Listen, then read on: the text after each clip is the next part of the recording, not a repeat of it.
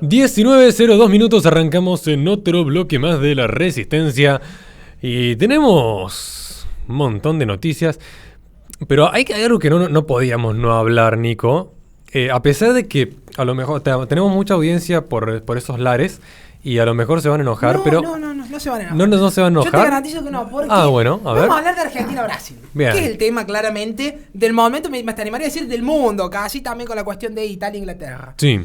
Pero no vamos a hablar solamente del fútbol, porque claramente ninguno acá es futbolista, estamos todos abajo de Somos Cuatro Copas, discúlpame, la leyenda Ramiro de Leone.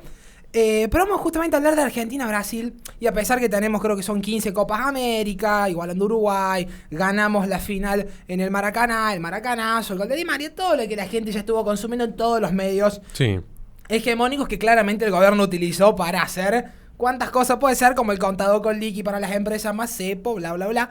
Pero también vamos a hacer una Argentina-Brasil de los que nos gustan más a nosotros, cuestiones políticas, económicas, sociales, culturales y también de la pandemia, porque fue un tema a principio de la pandemia, en marzo, abril, mayo del año pasado, era la Argentina-Brasil en la pandemia, que Argentina era el modelo a copiar. Pero primero vamos a ir con la cuestión económica. Rodri, si tuviéramos que hacer la Argentina-Brasil económicamente, yo creo que me mudaría la residencia fiscal a Brasil, pero terminámelo de completar vos con los datos. Exacto, Nico, exacto. Bueno, la verdad me gusta mucho este segmento que proponemos hoy, porque bueno, más allá de la realidad deportiva, que naturalmente nos dio a todo el pueblo argentino una alegría que hacía mucho no teníamos, por así decirlo, no solo en cuanto a lograr lo más alto de una competencia deportiva, sino porque veníamos teniendo tristeza tras tristeza en este país, digamos, por las medidas, por cómo nos encierran, por distintas cuestiones. Dato de color. Sí, un poco de aire, claro, es muy lindo ver a la gente festejando en las calles, bueno, se había perdido mucho, eso fue realmente muy, muy lindo. La gente abrazándose, saludándose entre todos. Hermoso. Básicamente. Ya lo vamos a tocar más adelante. Hermoso. Y antes de arrancar, algo también muy lindo es, antes de arrancar, ¿no es cierto? Dato de color, cómo le negó la selección, bueno, la foto o el rédito político a nuestros gobernantes. Eso fue las hermoso. Dos versiones. Exacto. Escuchaste las versiones, Rodri, ¿no? No, las dos versiones. La gente, básicamente, vamos a decir, la versión que da desde la AFA es que los jugadores dijeron, esta es una copa que ganamos nosotros y es para el pueblo argentino, no queremos política. Y la versión de Alberto Fernández, ¿cuál es? Ellos me invitaron a ir al predio de Ezeiza cuando volvían el domingo, pero yo no quise ir para no romper la burbuja. Bueno, listo. Sociopático. Cuanto menos sociopático. Puede ser que fue Messi el que dijo que no quería. Sí, ahora, ¿cómo le gusta romper a él mismo la propia burbuja? Porque se la pasó viajando. Hubo un intento de reunión entre la familia de Messi y Alberto Fernández, o sea, de Alberto Fernández hacia la familia Messi, y una de las cuestiones por lo cual hay enojo también por la cuestión de los respiradores. Creo que eran 30 respiradores que quedaron clavados, que quedaron bloqueados en aduana de Rosario y nunca se pudieron usar. Sí, la verdad que por todos lados, digamos, bueno, nos merecíamos esa alegría deportiva después de tantos detalles que nos brindan. Esa cuestión de los respiradores es deplorable, digamos. Bueno, vamos con la parte económica, digamos. Vamos a ver. Vamos a arrancar un poquito a recordar cómo fue la pandemia. Todos los países tuvieron que modificar cómo funcionaba la economía, porque claramente algunas industrias tuvieron que frenar, otras tomar medidas para desfavorecer los contagios, ¿no es cierto? Eso generó, una ralentización, el comercio se frenó bastante, toda esa historia. Por cómo se manejó en nuestro país, eso nos dejó un saldo de una caída del PBI del 10,9%. O sea, fuimos la peor economía en Latinoamérica en cómo lo manejó. ¿Eso qué implica, Rodri? Eso implicaría, para empezar, un detalle que veníamos después de era nuestro tercer año de caída económica. ¿Qué implicaría? Básicamente, el confort general de la población y lo que podemos comprar y adquirir se frenó. O sea, no solo es desempleo, o sea, que ahí vos dirías, no, claro, o sea, la fuente de ingreso ya no está más, porque hay desempleo, o locales cerrados, que hubo alrededor de 40.000 pymes, 90.000 locales cerrados, o sea, todo eso es ingreso que ya no llega, sino también, caída del poder de compra de la moneda, o sea, del salario real. Es decir, el pueblo argentino fue golpeado por todos lados y eso se nota, digamos, o sea, uno va hoy al supermercado y ve cómo se licuó el poder adquisitivo y que los aumentos de salario primero no alcanzan y que no hay una oferta laboral como antes. Y vamos a hablar de eso también. Pero en el caso de Brasil, la caída del PBI, siendo que Bolsonaro fue sumamente criticado por millones de cuestiones, por parte de los medios hegemónicos, tuvo una caída del PBI del 4,1%. Es decir, menos de la mitad que nosotros. Tú fue de Latinoamérica uno de los mejores. Y tendríamos que decir también, hay que recordar, Brasil tiene 211 millones de habitantes. Tiene ciudades con una densidad poblacional que es terrible. Tiene también, cuestiones sociales muy particulares. El brasilero es también bastante como nosotros en la cuestión gregaria, de compartir, de la alegría, incluso hasta más que nosotros en algunos puntos. Y es más difícil, entiendo yo, conducir un país con esas características, 211 millones, que nosotros que somos poco menos de 45 millones. Y ellos pudieron sortear económicamente esto muchísimo mejor que nosotros, claramente, por la cuestión del PBI. Ahora vamos a un punto más, el desempleo. El desempleo en Brasil está en el 14,7%, ¿no es cierto? Bueno, si uno va a los datos oficiales del desempleo en Argentina, diría que está un poco más del 10%, datos oficiales. Sí. Datos oficiales, nosotros tenemos el INDEC, que es bastante particular en todos los datos que da, y hay un informe de la UCA, que supo castigar bastante a Macri, y ahora en este dato me pareció bastante correcto lo que analizó. Dijo que el desempleo real en Argentina está en 28,5%. ¿Pero por qué? Porque está el efecto desaliento. Es decir, ¿qué es desempleo? Desempleo es si vos buscas trabajo y no conseguís. Ahora, si vos no buscas, o sea, vos te llama el encuestador y vos no estás buscando trabajo, decís, no, yo no busco. Ah, bueno, eso no es desempleo. Hay muchos que no buscan porque saben que no van a encontrar, decir, hubo un desaliento. Y se ve, a ver, uno lo ve. Claro, aparte la gente que vive del subsidio, la gente que vive del día, que ve... ¿Cómo es eso? El empleo público y lo que marca Rodrigo son los dos elementos fundamentales que todo analista económico siempre tiene en cuenta. Porque no se puede considerar como un puesto legítimo particularmente lo que se da mucho en los municipios del interior, que son las becas. Claro. Eso ya te quita por fuera de lo que es el régimen de desempleo, y sin embargo capaz que son 400 pesos semanales para simplemente ir y firmar una planilla en una municipalidad como la de Río Ceballos. Entonces eso, perdón la interrupción, pero pero es correcto lo que decís.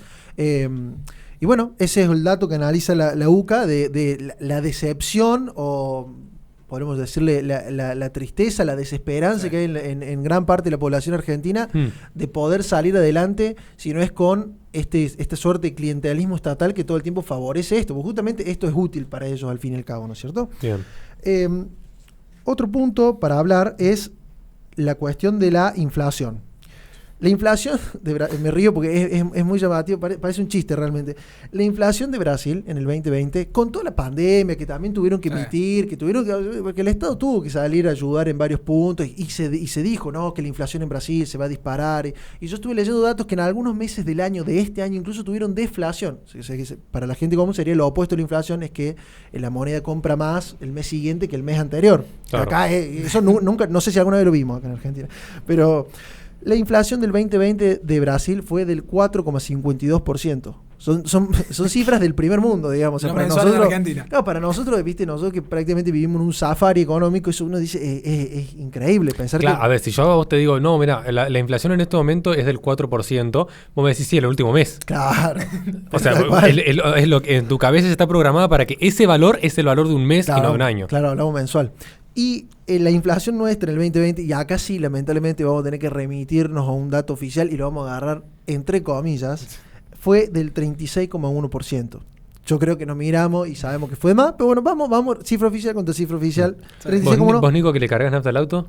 ¿Cómo? Vos, Nico, que le cargas nafta al auto. Y la nafta está planchada también. Está todo planchado ahora por el electoral. Es el problema que hay principalmente. Claro, pero vamos a hacer más fácil. Vamos a hacerle esta tarea a los seguidores. El año pasado, comparado con este año, hagámoslo. ¿Con cuánta plata podían ir al súper a comprar y con cuánta pueden ir ahora? Llenar el tanque e incluso, a ver, tu sueldo en qué te rinde, ¿no? Sí. Pensémoslo. Y ahora un detalle, ¿no? Sí. Esta inflación, lo subimos a hablar en varios segmentos, siempre es muy interesante ver este detalle, ¿no es cierto?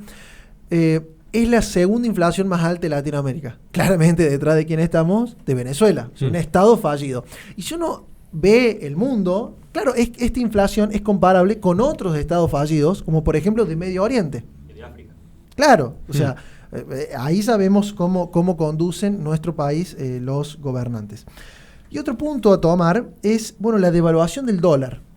Y acá vamos a dejar de lado el dólar blue para darle el beneficio lamentable a nuestro gobernante, pero el dólar blue, hoy existe una brecha cambiaria con el oficial mayorista de prácticamente el 80-85%. Sí. Si no tenemos en cuenta los impuestos que le ponen al oficial para cuando lo querés comprar, ¿no?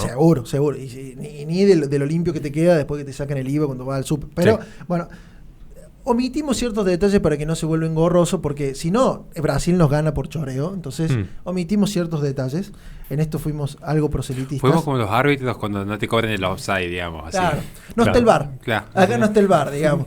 Pero porque, bueno, tuvimos un offside. Sí, como la final en Argentina, está muy claro. bien. Claro. Y aparte porque también lo mencionamos varias veces en los segmentos y podemos hacer, pero dulce, de la cantidad de políticas que trastornan nuestra economía. Sí. Podríamos mencionar la carne, miles de millones de cosas que nos obliguen a pagar de más productos importados de mejor calidad y nos obliguen a comprar de tierra el fuego. Bueno, cosas que en Brasil no pasan. Hablamos las exenciones impositivas que hacen, cómo bajan los impuestos. Todo eso lo hablamos en otros segmentos, por eso ahora lo omitimos.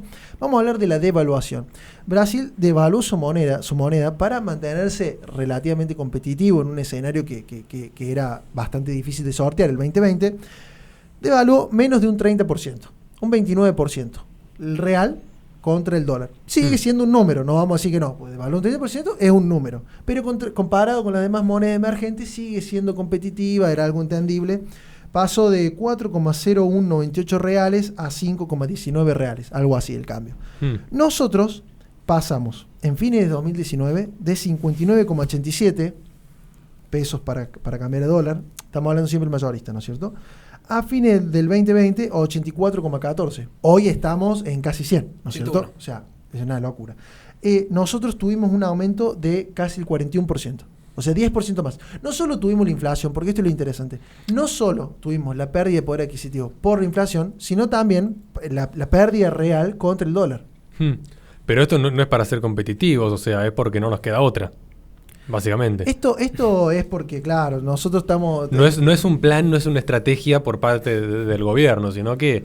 Yo diría que sí, Nero. Lo que pasa es que no es la que le favorece al pueblo. Claro. O sea, no es como Brasil que te dice, a ver cómo puedo hacer para que se favorecer la oferta de bienes, que la industria ande mejor. Acá es como que todo es el panorama electoral. Entonces ahora, por ejemplo, se habla del dólar electoral, con esto del cierre del contado. Todo es el panorama, bueno, todo de cara a las elecciones, ver cómo pueden ellos conseguir algún que otro votito más. Maquillar, meter la mugre debajo de la alfombra y que... Y después LTA, porque cuando termine todo esto, mamarracho de las elecciones, ¿sabes qué? Sí. ¿Después qué? ¿Perdón? LTA. No importa. La de Toti Pazman. Siguiendo un poco la cuestión esta, vamos con la cuestión de la pandemia tan criticada de Brasil, el manejo, intentando casi no cerrar ciudades y demás. Vamos a ir con un tema polémico para la Argentina, el cual iba a ser supuestamente el primer país que va a terminar la vacunación a nivel América del Sur. Argentina lleva aplicadas personas vacunadas completas, 5 millones, que sería un 11% de la población, mientras Brasil lleva 30 millones, que es el 14,2%, sin tener en cuenta que Brasil está recibiendo muchísimas más dosis y de distintas empresas y laboratorios comparado con la Argentina.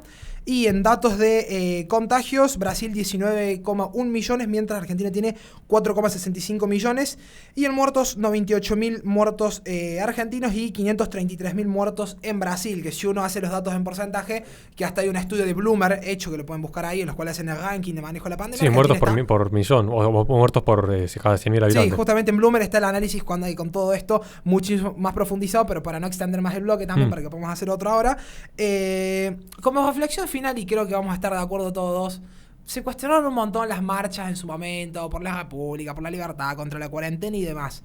Pero al fin y al cabo, la mayor marcha anticuarentena, que hasta estaban los propios pro cuarentena, fue cuando Argentina ganó la final de la Copa América. Y cuando hay algo que une al pueblo sin importar la ideología política, sea peronista, radical, izquierda o derecha, el pueblo sale a la calle de verdad sin ningún problema, como pudimos ver en las calles del Obelisco, repletas de gente, Mar del Plata, Rosario, Córdoba, hasta en 3 lugares distintos. Así que yo creo que el problema argentino, como muchos dicen, no es una cuestión de que el pueblo no quiere salir, sino que al pueblo hay cuestiones que no le interesan. Y una de esas es la cuestión económica, la cuestión de la libertad, la cuestión del aborto, la cuestión de la cultura y demás.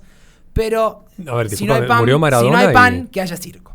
Murió Maradona y las calles estaban sí, llenísimas de el gente. fenómeno era. Y no hubo tampoco un acrecida en los contagios, o sea que evidentemente no es tan problemático un montón de gente en la calle, como dicen, porque si no con el funeral de Maradona hubiéramos estado todos muertos.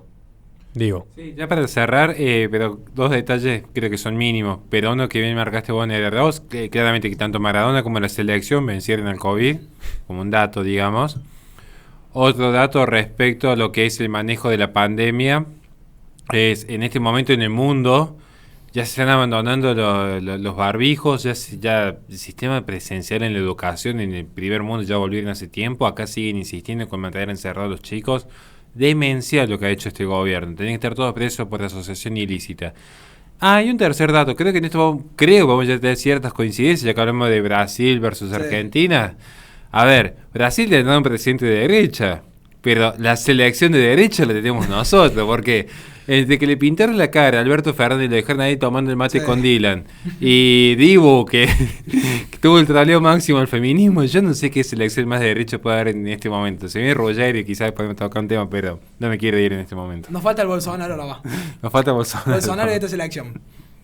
Bueno, Qué grande, digo. ¿Les parece, chicos, si cerramos ya? Sí. Le recordamos a la gente que este programa lo transmitimos todos los lunes de 18 a 21 por Play FM Radio en Córdoba, Carlos Paz, Tucumán y San Fernando del Valle de Catamarca. Posteriormente se sube al canal de YouTube de La Resistencia, youtube.com/La Resistencia Radio. Y en la descripción de los videos tienen nuestras redes sociales para que se comuniquen con nosotros en caso de que quieran colaborar con este espacio. Vamos a un corte